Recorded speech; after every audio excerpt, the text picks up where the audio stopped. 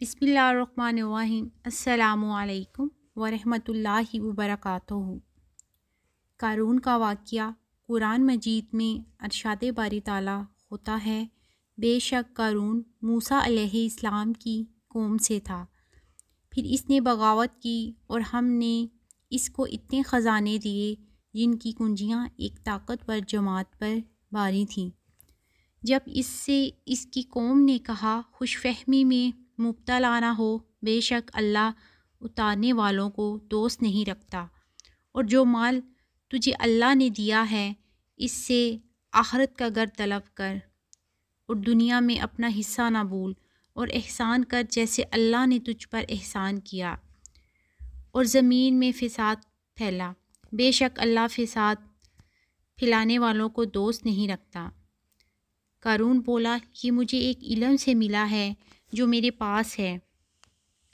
اور کیا اسے یہ نہیں معلوم کہ اللہ نے اس سے پہلے وہ قومیں ہلاک فرما دیں جن کی قوتیں اس سے سخت تھیں اور مال اس سے زیادہ، اور مجرموں سے ان کے گناہوں کی پوچھ نہیں۔ تو اپنی قوم پر نکلا اپنی آرائش میں، بولے وہ جو دنیا کی زندگی چاہتے ہیں کسی طرح ہم کو بھی ایسا ملتا جیسا قارون کو ملا، بے شک اس کا بڑا نصیب ہے، اور بولے وہ جنہیں علم دیا گیا خرابی ہو تمہاری، اللہ کا ثواب بہتر ہے اس کے لیے جو ایمان لائے اور اچھے کام کرے، اور یہ انہی کو ملتا ہے جو صبر والے ہیں۔ بس ہم نے اس کو اور اس کے گھر کو زمین میں ڈانس دیا تو اس کے پاس کوئی جماعت نہ تھی کہ اللہ سے بچانے میں اس کی مدد کرتی، اور نہ وہ بدلہ لے سکا، اور کل جس نے اس کے مرتبہ کی آرزو کی تھی صبح کہنے لگے عجیب بات ہے، اللہ رزق وسیع کرتا ہے اپنے بندوں میں جس کے لیے چاہے اور تنگی فرماتا ہے۔ اگر اللہ ہم پر احسان نہ فرماتا تو ہمیں بھی ڈانس دیتا۔ اب معلوم ہوا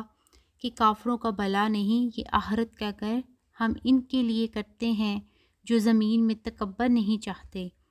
اور نہ فساد پھیلاتے ہیں، اور اچھا انجام پرہیزگاروں کا ہی ہے۔ ناظرین، اگر آپ کو یہ ویڈیو اچھی لگی